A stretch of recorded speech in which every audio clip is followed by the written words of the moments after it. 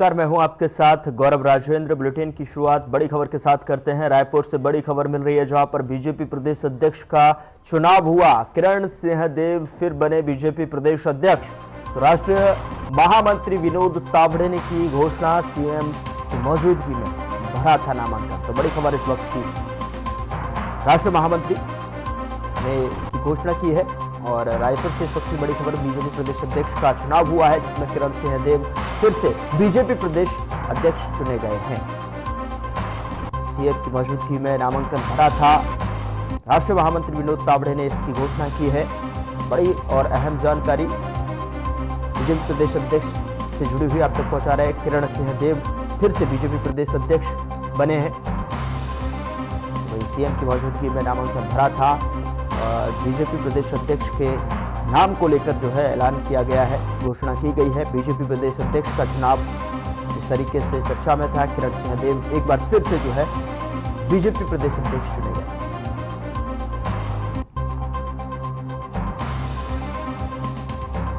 बड़ी और अहम जानकारी आप तक पहुंचा रहे हैं रायपुर से, जहां पर बीजेपी प्रदेश अध्यक्ष का चुनाव हुआ और किरण सिंहदेव फिर से बीजेपी प्रदेश अध्यक्ष और राष्ट्रीय महामंत्री विनोद तावड़े ने इसकी घोषणा की है। सीएम की मौजूदगी में नामांकन भरा गया था।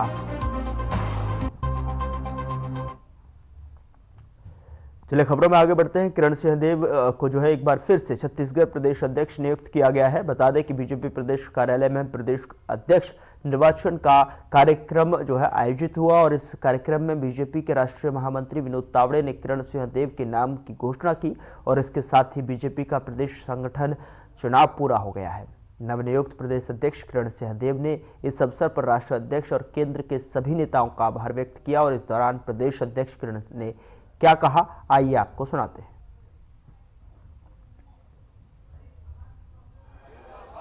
अपनी पार्टी का लोकतंत्र देख लें भाई, वहाँ तो वंशज तय कर देते हैं, जो घर में पैदा होता है वो प्रदेश का अध्यक्ष हो जाता है। हमारे यहाँ सर्वसम्मति जब बनी है तब एक नाम तय हुआ है और बूथ से लेकर के गठन की प्रक्रिया प्रारंभ हुई है, बूथ में, मंडल में, जिले में, उसके बाद प्रदेश अध्यक्ष जी का निर्वाचन हुआ है। उनको हारने का भय सताने लगा है, मैं पक्का समझ सकता हूँ। जब जीतते हैं कहीं पर तब नहीं कहते हैं इन बातों को, हार जाते हैं या हारने का भय होता है तो ऐसी बात करना शुरू करते हैं। चैलेंज करें, टेक्निकली करें, कोर्ट में करें, स्पष्ट करें। आज तक कोई कोर्ट में नहीं गया, आज तक ईवीएम मशीन के लिए किसी ने चैलेंज नहीं किया, टेक्निकली उसको डिफॉल्ट करके नहीं दिखाया। अब फिर से वही बात करते हैं तो जनता के बीच में भ्रम फैला रहे हैं। लता जी और मंचस्थ सभी अतिथि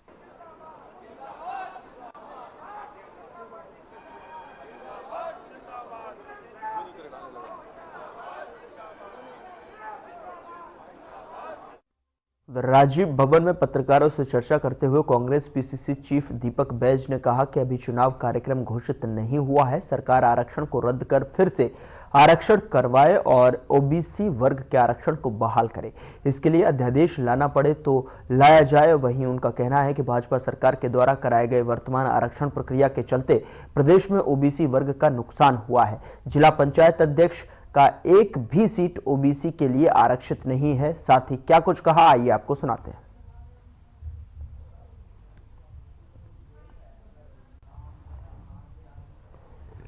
आदरणीय साथियों, जिस तरह से पूरे प्रदेश में वर्तमान में ओबीसी आरक्षण को लेकर हाहाकार मचा हुआ है और हम लोग चाहते हैं कि सरकार इसको गंभीरता से ले और ओबीसी वर्ग के आरक्षण को बहाल करने के लिए जो प्रयास करना पड़े सरकार उस पर करे।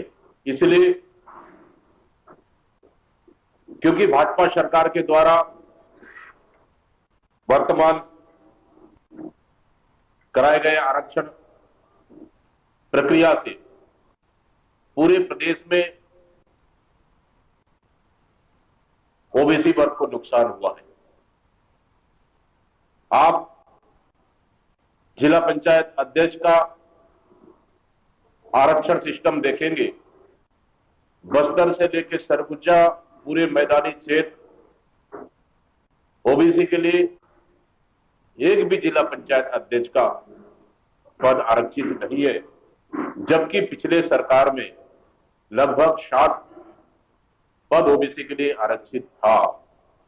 इसी तरह आप जनपद में देखेंगे, पूरे प्रदेश में खासकर बस्तर और सरगुजा जैसे क्षेत्रों में, तो वहां पे भी जनपद अध्यक्ष और जनपद सदस्य का पद भी लगभग इन क्षेत्रों में शून्य घोषित हुआ है।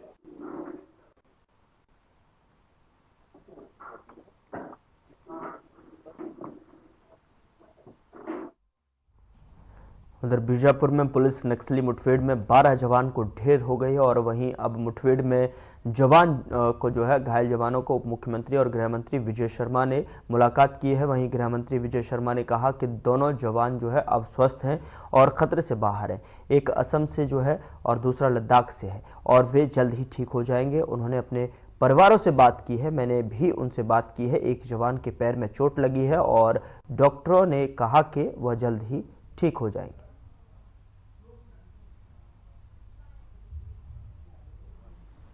12 नक्सली मारे गए, भी खतरे से बाहर है और एक मृदुल वर्मन है और एक मोहम्मद अशफाक है। मृदुल जी असम के रहने वाले हैं और अशफाक जी लद्दाख के रहने वाले हैं। दोनों ही जवान अभी खतरे से बिल्कुल बाहर हैं। डॉक्टर साहब से मेरी बात हुई है और मैं स्वयं उनको देख करके बात कराया हूं। उनके परिवार में उनकी बात हो गई है, अभी दोनों निश्चिंत हैं बिल्कुल। ये हार्डकोर एरिया है जहां पर ऑपरेशन हुआ है और उसमें 12 नक्सली मारे गए। जो नियत समय है उस समय तक स्थिति पूर्ण नियंत्रण में होगी। सर, ओबीसी को लेकर एक 7 मंजिला इमारत बनकर तैयार हो गया है पहले से ही, और उसको सुपर स्पेशलिटी हॉस्पिटल में डेवलप कर करके और वहां पर भी इलाज की व्यवस्था पूरी हो जाए, ये कोशिश हम कर ही रहे हैं। मतलब कुछ शुरू भी हो गया है। फिर भी कहीं ज़्यादा आवश्यकता होती है तो अविलंब उनको एयरलिफ्ट कर करके रायपुर लाया जाता है और यहाँ रायपुर में ट्रीटमेंट कराया जाता है।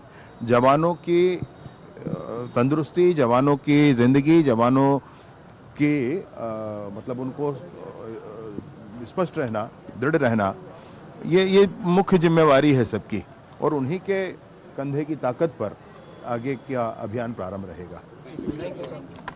नहीं, देखिए, इसमें मोहरा कोई और होना, कोई षड्यंत्र, ऐसा कुछ नहीं है भाई। जिसने गफलत किया होगा उसका नाम आएगा और ईडी की जांच है, कोई मेरी और आपकी जांच है नहीं, ईडी की जांच है। अब ईडी जांच कर रही है तो उसमें बहुत दिनों से जांच चल रही है, बहुत दिनों से जांच चल रही है, बहुत सारे लोगों के नाम आएंगे, आ सकते हैं, किसी के भी आ सकते हैं। जो गुनहगार होगा सो कार्यवाही होगी। का भ्रष्टाचार है, मैं बच्चे से भी आप छत्तीसगढ़ में पूछेंगे तो सबको जानकारी में है। शराब का घोटाला कैसे हुआ, किसने किया, कौन किस पर कार्रवाइयाँ हो रही, कौन जेल में है, आपको ध्यान होगा। वहाँ पर कोयले का घोटाला किसने किया, कब किया, कौन जेल में है, आपको ध्यान में होगा। पीएससी का घोटाला किसने किया, कब किया, वो आपको ध्यान में है। ऐसे ही राइस मिलर्स के संदर्भ में भी है, वह भी आपके ध्यान में है। सब कुछ आपके ध्यान में। लोग जेल में है भाई उनके, और उसके बाद भी ऐसा कहने का साहस रख लेते हैं, वो बहुत बड़ी बात है।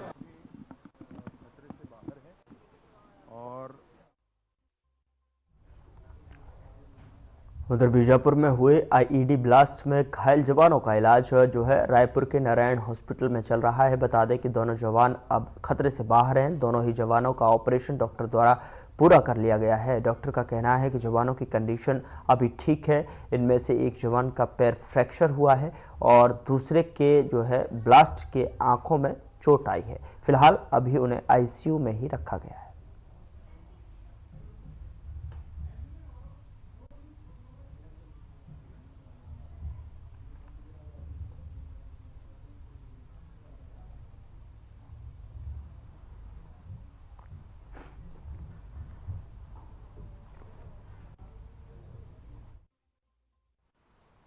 रात में जो आईडी ब्लास्ट हुए, दोनों जवान सीआरपीएफ वाले कोबरा बटालियन के आए हैं सुबह अर्ली मॉर्निंग। एक जवान के जो है पैर में कंपाउंड फ्रैक्चर टीबिया है, घुटने के नीचे से, उसका ऑपरेशन हो गया है, बढ़िया है। और दूसरा एक जवान जो है उसको चेहरे में स्प्लिंटर छिटक के लगा है और एक आँख में घुस गया अंदर, उसको भी ऑप्थेल्मोलॉजिस्ट देख रहे हैं, उसका विज़न कम है। अच्छे हैं दोनों जवान, से लाइफ थ्रेटनिंग वाला कोई प्रॉब्लम नहीं।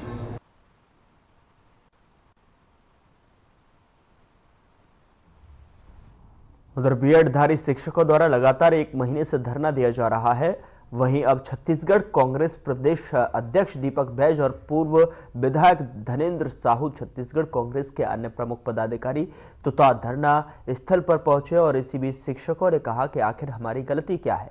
वहीं आपको बता दें कि कांग्रेस प्रदेश अध्यक्ष दीपक बैज रक्षा सूत्र बांधकर अब धरना देंगे और इन शिक्षकों की मांग को पूरा करने में समर्थन अपना देंगे।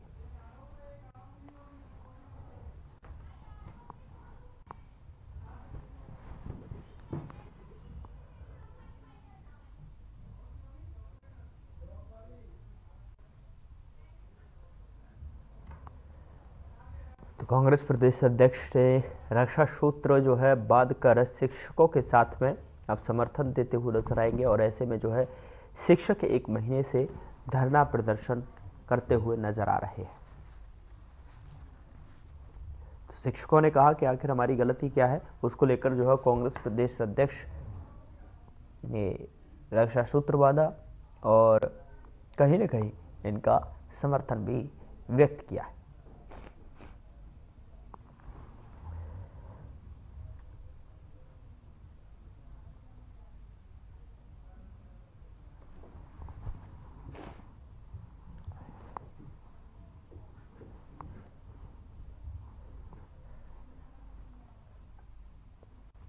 तो कांग्रेस प्रदेश अध्यक्ष ने रक्षा सूत्र जो है बांधा है और रायपुर से तस्वीरें देखिए किस तरीके से जो है शिक्षक अपनी मांगों को लेकर लगातार जो है धरना प्रदर्शन करते हुए नजर आ रहे हैं और ऐसे में जो है उस धरने को समर्थन करते हुए यहाँ पर कांग्रेस प्रदेश अध्यक्ष जो है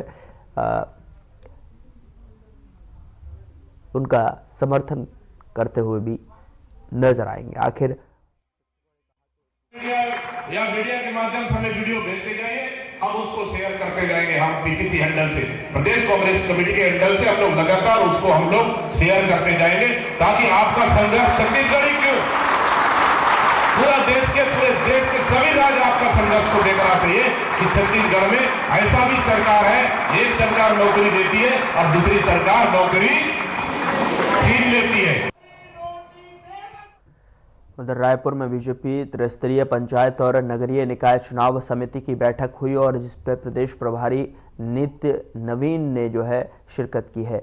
बता दें कि ये बैठक बीजेपी कार्यालय कुशाभाऊ ठाकरे परिसर में हुई और इस दौरान बैठक में पंचायत प्रभारी सौरभ सिंह, नगरीय निकाय चुनाव प्रभारी भूपेंद्र सवन्नी, महामंत्री संजय श्रीवास्तव और जगदीश रामू रोहरा, रामजी भारती, भरत शर्मा और दूसरे सदस्य उपस्थित रहे।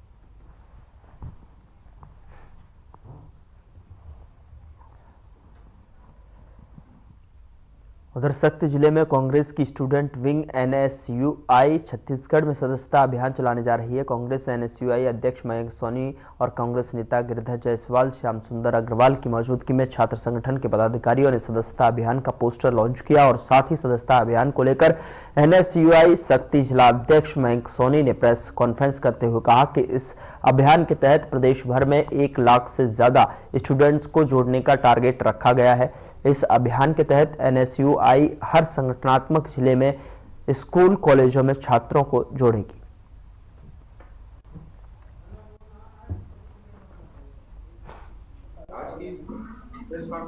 देखिए, किसी भी राजनीतिक दल की रीढ़ की हड्डी होती है युवा वर्ग, और NSUI जो है हमारे कांग्रेस की रीढ़ की हड्डी शुरू से रही है और युवा वर्ग से ही जो है पार्टी आगे आती है और हम चाहते हैं NSUI से अधिक लोग जुड़े और ताकि आने वाले महाविद्यालय चुनाव, नगरीय निकाय चुनाव, पंचायत चुनाव में NSUI अपनी महत्वपूर्ण भूमिका अदा करेगी।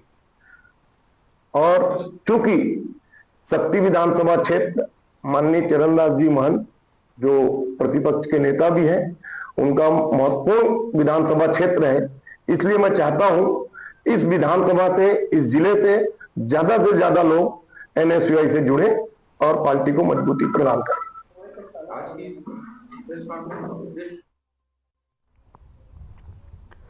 उधर ढबरा थाना क्षेत्र के अंतर्गत ग्राम पंचायत सकराली के वार्ड क्रमांक 8, 9, 10, 11 में खुलेआम अवैध महुआ शराब की बिक्री जारी है, जिससे महिलाओं और स्कूली बच्चों को परेशानियों का सामना करना पड़ रहा है। बता दें कि गांव में शाम होते ही माहौल खराब हो रहा है।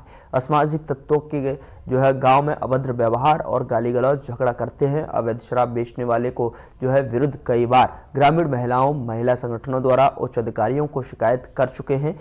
इसके बाद भी अब तक कोई कार्रवाई नहीं हुई है।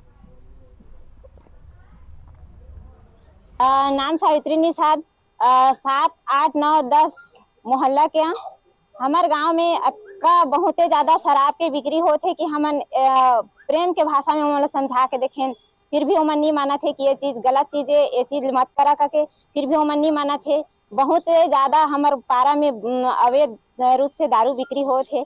एला हमार रोके बर थाना डबरा गे रहें, डबरा में आवेदन दे दारें, शक्ति गे रहें, शक्ति में दे दारें, आबकारी विभाग चल दें, आबकारी विभाग में आवेदन दे दारें, फिर भी एमन के प्रति कुछ रोकथाम नहीं होते, न कुछ प्रतिबंध नहीं होते, न कुछ नहीं होते। 4 बजे थे तो 4 बजे ले छोटे छोटे युवा डोकरा जवान बुढ़ा सब जाके का कथे 4 बजे ले दारू पीना चालू कर दिए थे। दारू पी के आके कति लड़का, कति डौकी, कति सियान, कति बुजुर्ग सब लोग मार धार लड़ाई झगड़ा करत थे। एक से हमन नव दुर्गा स्व सहायता समूह के महिला है, संगम स्व सहायता समूह के महिला है, सब पूरा परेशान हैं हमन। गाँव सकराली सर अवैध शराब बहुत हमारे यहाँ गांजा और कच्ची दारू बहुत बिक्री हो। 4 बजे रात से यहाँ शुरू हो जाती बिक्री है और ये 7, 8, 9, 10 वार्ड में तो बहुत ज्यादा है। तो घर के देखा सोना चांदी दाल चावल यहाँ कुछ भी नहीं बचा थे और पी के आके यहाँ घर के बाल बच्चा घर वाली मान लो औरत मान लो मार पीट कर थे। हम डबरा थाना में भी एक बार जाके आवेदन दे चुके हैं। और बाद कलेक्टर में, आबकारी विभाग में, एसपी मैडम के अभी हमन आवेदन दे हैं, लेकिन अभी तक कुछ एक लिए कोई कार्रवाई नहीं हो पा है। जल्दी से जल्दी भलुकना ये सब चीज रोके के रोकथाम करे के कृपा करे। सरस्वती निषाद, हमन कच्ची दारू वाला में से बहुत ही परेशान हैं। हमारे गांव में बहुत ज्यादा ही अवैध रूप से बिक्री होती कच्ची दारू है। अब मना करे के बावजूद में भी मानत नहीं और बोले ला गाली गलौज कर थे, मार पीट के धमकी देते। कृपा करके एकर हमार उपचार निकाला, जैसे भी हो कार्रवाई जल्दी कराए मन की।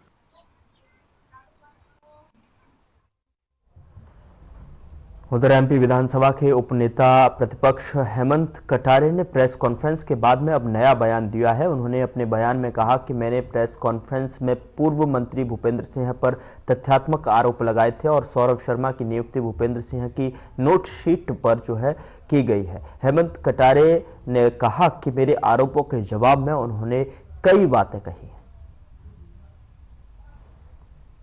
पूछे कि जो कागज और जो मैंने तथ्य दिखाए हैं उन पे वो बात क्यों नहीं कर रहे हैं, उनका वो उत्तर क्यों नहीं दे रहे हैं। बाकी तमाम वो खुद के परिवार के, उनके बब्बा, उनके अब्बा, उनका सबका बताया, उनने मेरे भाई का सब चीजों का बताया, लेकिन उन कागजों के बारे में कोई भी विश्लेषण नहीं दिया, क्या वो कागज सही है कि नहीं। और जिस ट्रांसपोर्ट विभाग के अधिकारियों से आपने उस फाइल को, पूरी नस्ती को गायब करवाया है, मैं उसका भी मुझे पूरा ज्ञान है और आप चिंता मत कीजिएगा, पूरी फाइल भी सामने आएगी, पूरा सच भी सामने आएगा। और जिन अधिकारी इसमें संलिप्त है, मैं उनको इस वीडियो के माध्यम से चेतावनी दे रहा हूं कि भ्रष्टाचारी भूपेंद्र सिंह को मत बचाना, नहीं तो आप भी चपेट में आ जाओगे, वो तो बचेंगे नहीं, आप फ्री फोकट में चले जाओगे। साथ ही में जो मैंने प्रश्न पूछे उनका भूपेंद्र सिंह जी कब उत्तर देंगे, बड़ी बेबाकी से आपने बात कही, मेरे प्रश्नों का उत्तर कब आएगा मैं उसकी प्रतीक्षा करूंगा। आप कहेंगे तो मैं आपके निवास पर आकर के उसका उत्तर ले लूंगा।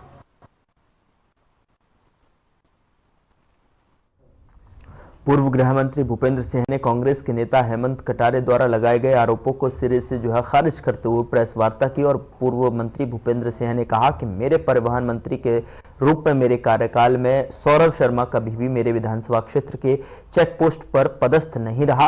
अगर कभी उसकी पोस्टिंग मालथौन चेक पोस्ट पर रही तो हेमंत कटारे उसका आदेश और तारीख बताएं। अगर ये प्रमाणित कर दे तो मैं राजनीति से संन्यास ले लूंगा, मैं हेमंत कटारे पर मानहानि का केस करूंगा। शुरू करें? मुझे जानकारी मिली है कि कांग्रेस के विधायक हेमंत कटारे जी के द्वारा ये जो सौरव शर्मा जो ये पूरा जो परिवहन का विषय जो सामने आया है और जो रेड हुई है और जो सौरव शर्मा के यहाँ से जो भी सोना वगैरह या जो भी पकड़ा गया है, इस संबंध में हेमंत कटारे जी ने कहा है कि सौरव शर्मा की नियुक्ति मेरे द्वारा हुई थी या मैंने अनुशंसा की थी, ये पूरी तरह से असत्य है।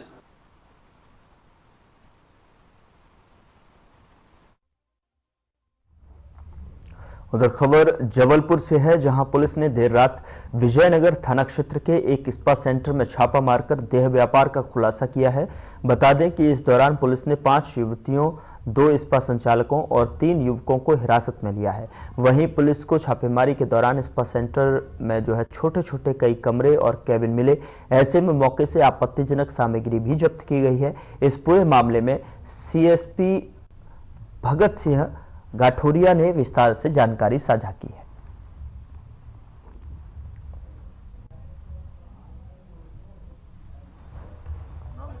आपको बताना चाहेंगे कि श्रीमान पुलिस अधीक्षक महोदय जबलपुर द्वारा लगातार अवैध गतिविधियों में संलिप्त व्यक्तियों के खिलाफ कार्रवाई करने हेतु जिले के समस्त थाना प्रभारियों को आदेशित किया गया है।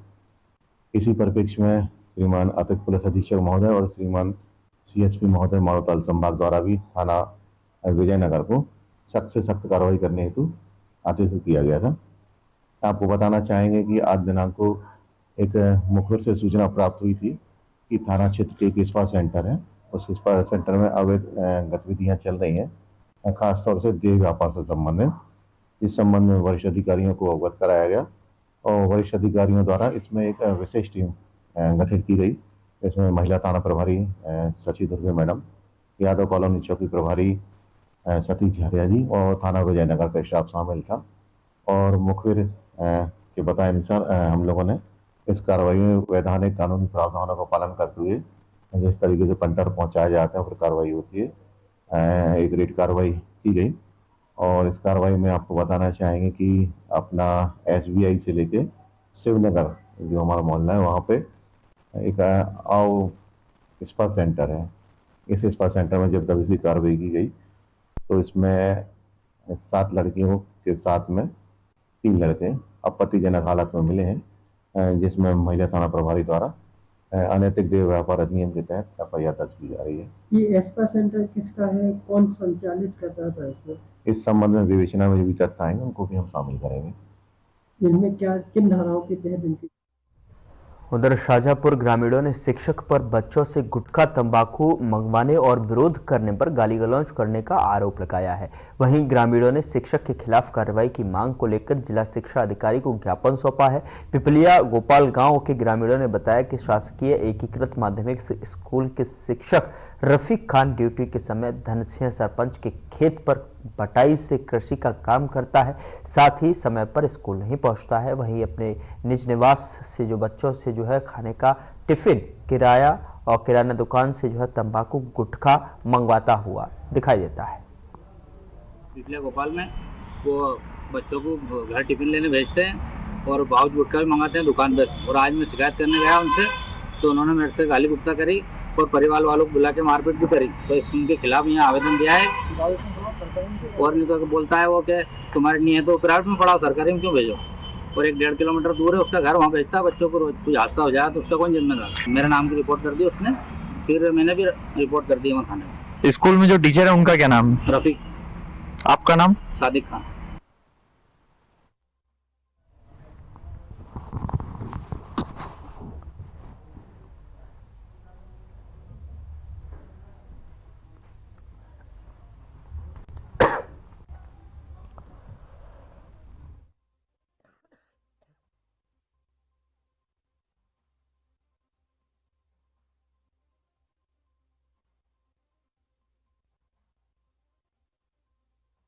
उधर राजधानी भोपाल में पशु प्रेमियों द्वारा जन जागरूकता अभियान चलाया जा रहा है। पशुओं के अधिकारों के लिए युवाओं ने एकजुट होकर वोट क्लब पर जमकर प्रदर्शन किया। बता दें कि इस प्रदर्शन का उद्देश्य पशुओं के 5 मूलभूत अधिकारों के बारे में जन जागरूकता बढ़ाना था।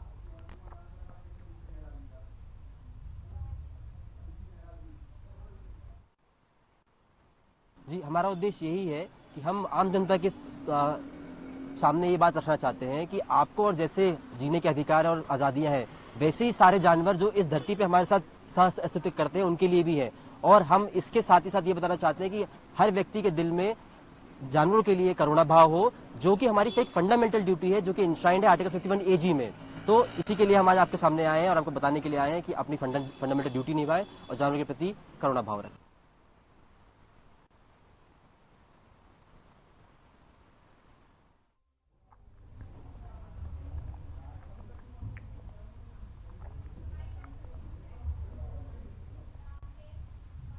फिलहाल बुलेटिन में इतना ही। नमस्कार।